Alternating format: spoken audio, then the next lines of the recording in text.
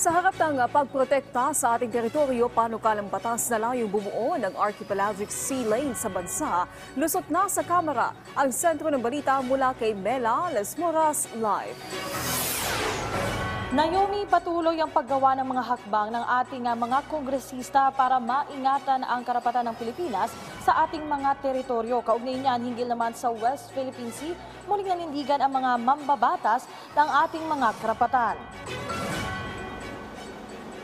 Sa gitna ng mga issues sa West Philippine Sea, inaprubahan na sa ikatlo at huling pagbasa ng Kamara ang panukalang nagtutulak sa pagbuo ng Archipelagic Sea Lanes o ASL sa bansa.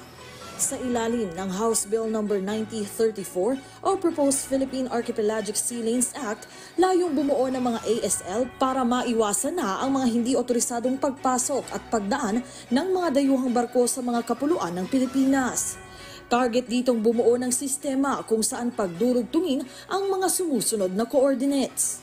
Ibig sabihin lahat ng mga barko tanging sa mga itinakdang sea lanes lang maaaring dumaan. Isa naman sa mga pinakaimportanteng probisyon ng panukala ay ang pagbibigay kapangyarihan sa presidente na magtakda o magdagdag ng ASLs. Bukod dyan, mahigpit ding ipinagbabawal ang paggawa ng anumang paglabag o gulo habang binabagtas ang mga karagatang sakop ng Pilipinas. Ayon kay House Speaker Martin Romualdez, isa sa mga prioridad ng Kamara ang pagpapanatili ng kaayusan sa mga teritoryo ng Pilipinas tulad sa West Philippine Sea. Kaya naman sa proposed 2024 national budget, isa rin ito sa mga pinagtuunan nila ng pansin. Also included in the budget are support for our protection of our territory in the West Philippine Sea. So Pag-asa Island will be fortified, the airport airstrip will be further expanded and the facilities thereon. Ang iba pang mambabatas patuloy rin ang paggiit sa karapatan ng bansa sa WPS. Narinig niyo naman yung direktiba ng Speaker, talagang we have to stand our ground. Ibig sabihin, matindi. Meaning to say, we're ready siguro to face these consequences. We need to be heard. Kailangan madinig ang boses natin.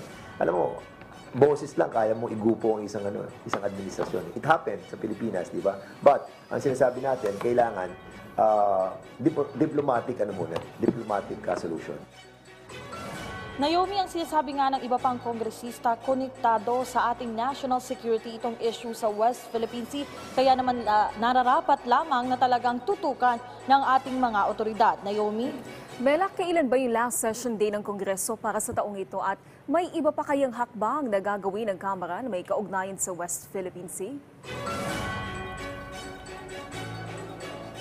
Naomi, ngayong linggo ang huling linggo na pasok dito sa Kamara bago nga ang pagtatapos ng taon at ngayong araw nga mismo yung huling session day para sa taong 2023 at magre-resume na sila sa susunod na taon pa. At Naomi, tungkol naman sa West Philippine Sea, dito kasi sa Kamara ay may House Special Committee on West Philippine Sea at inaasahan natin na kapag mayroon na naman dito matinding issue na nalantad sa ating publiko ay muli na namang magsasagawa ng pagdinig ang komite para nga yan ay matalakay at mabigyang linaw ang mga usaping tungkol nga sa West Philippine Sea. Pero mamaya sa plenaryo, Naomi, aabangan din natin kung may iba pang panukala o resolusyon na maipapasa tungkol nga rin sa mga issue sa West Philippine Sea. Naomi? Maraming salamat, Mela Lesmoras.